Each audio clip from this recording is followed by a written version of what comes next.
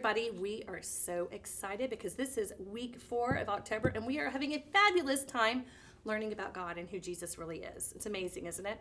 I want to give you a couple of items that are coming up that you're going to be so frightfully scared about. Number 1, here's my little friend. And we're going to be having a special treat outside next Sunday. It is called our Trunk and Treat. We are working with our family ministry. It's going to be from 3:30 to 5:30. Come dressed in your non-scary costume. Bring a bag because you know what we're going to have? Yes, you heard it. We're going to have candy. Oh my gosh, I'm so excited. We're also going to have a couple of inflatables. We're going to be out at the playground at entrance 5, and we're going to be having so much fun just being together with family and celebrating this season. So make sure to join us. Again, bring your candy bags and get all dressed up. Can't wait to have you. That's for all of our kids, and it's, oh yeah, free. Did I say free? Yes, it is. It's free. So can't wait to see you. Okay, now we have only 2 more weeks of our family food drive that we are here. And this is, we're trying to really support and help our community. And this is an easy way for even your kids to get involved too. I mean, have them go shopping with you. Find some things that they like to eat, non-perishable, easy to open. 2 more weeks, drop it off here and Hope for Kids. Lastly, we have Wow Kids. Wow! I mean, Wednesday night kids is an amazing time for you to come in the middle of the week, get recharged with some Jesus and have some fun. 6:30 is when we start, but if you come early, starting at 5, we have dinners. Dinners are back. Can you believe it? Yes, they are. But you do have to register. So make sure you check out the website at hopechurchmemphis.com and you can register for your meals. $5. You get a great, wonderful thing that our kitchen always provides for us. And we've got something for the kids too that's kid friendly, usually corn dogs or something like that. So make sure to join us. We can't wait to have you. We've got only 3 weeks left, so make sure to join us, okay? Now, we are learning amazing things this month, and we are on week 4. And so I've got something for you guys. After you watch the video with your family, I want you to sit down and I want you to ask yourselves, when have you ever been through a hard time? Have you ever been through one? Are you going through one now? Well, you know what? There's a lot of times in the Bible that we're hearing about this, and you probably just heard about it or you're going to hear about it right during our video. But I want y'all to talk about it and who can you go to during that hard time, okay? Hey, we love you. Can't wait to see you later. Hey there, welcome to Story Lab. This week we're talking about grit, while we take a look at the story of someone who met up with a pretty unusual bonfire. Oh, and don't miss this either.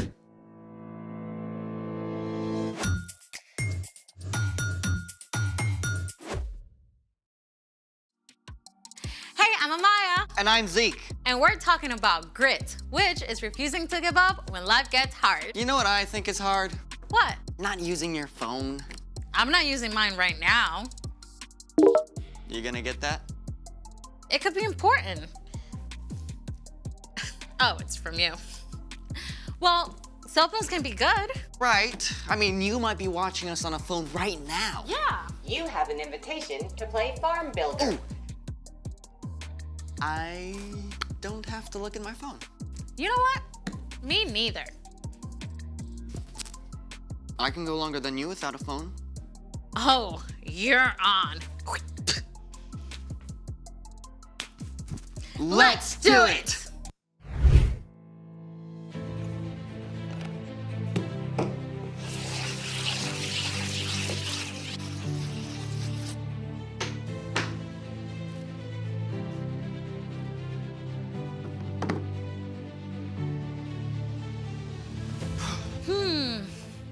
Wow.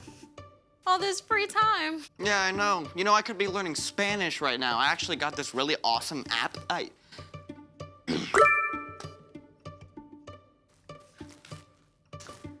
That might be your new game score. Right?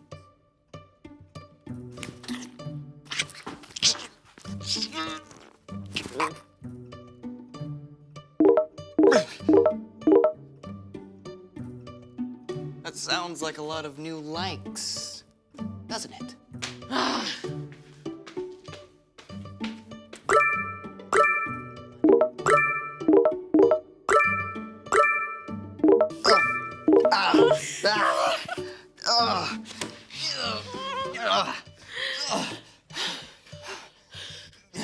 Okay, I'm thinking of something else. Thinking of something else.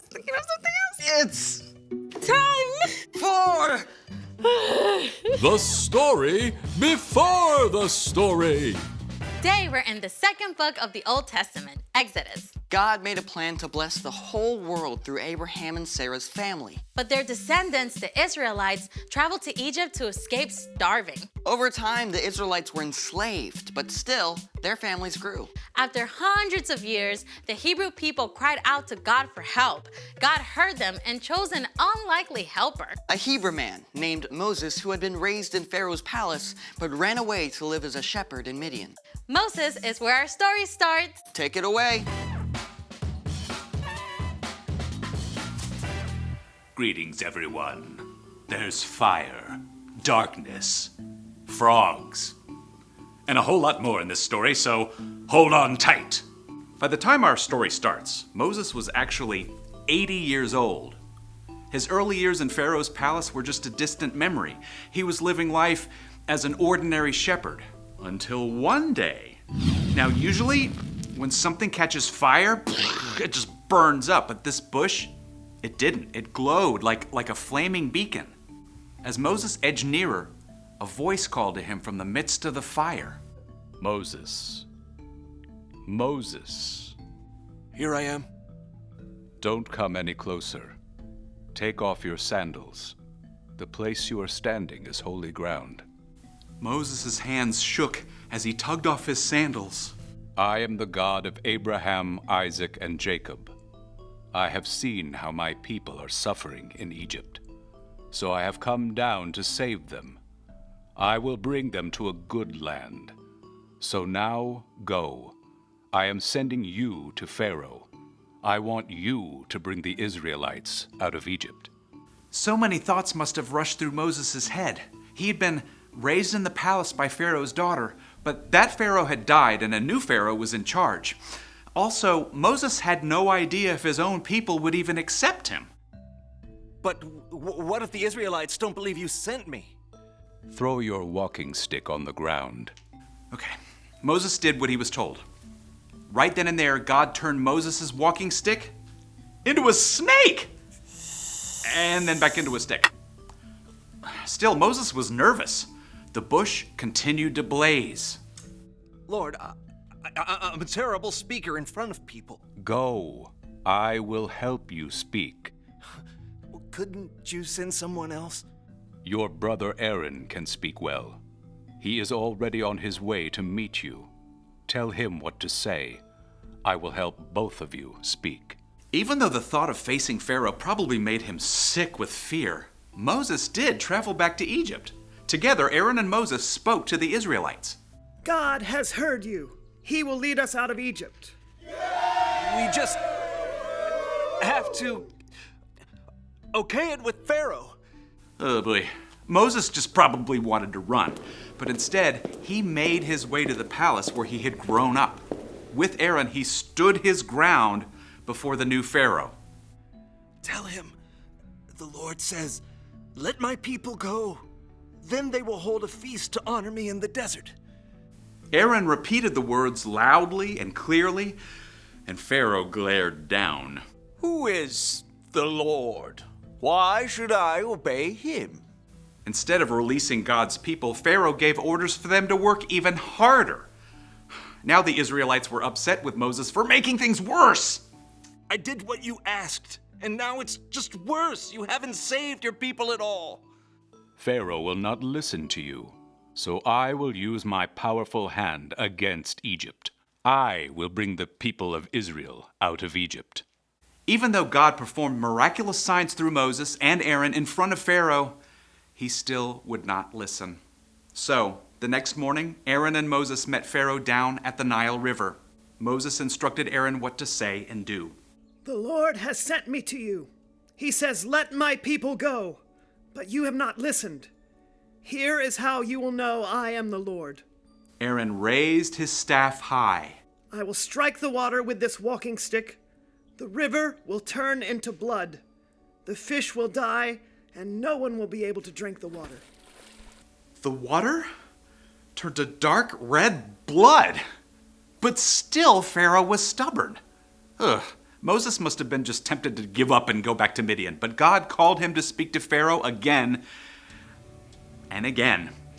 God says, let my people go. Over and over, Pharaoh promised to release God's people. And every single time, he went back on his word, even though God sent frogs, followed by gnats and flies. All the Egyptians' cattle died. Ugh. Terrible sores showed up all over the Egyptians and their animals. Hail rained down, destroying crops and tearing leaves from the trees. Ugh. Locusts finished off anything the hail left behind. Then, deep darkness descended across the whole land for 3 days.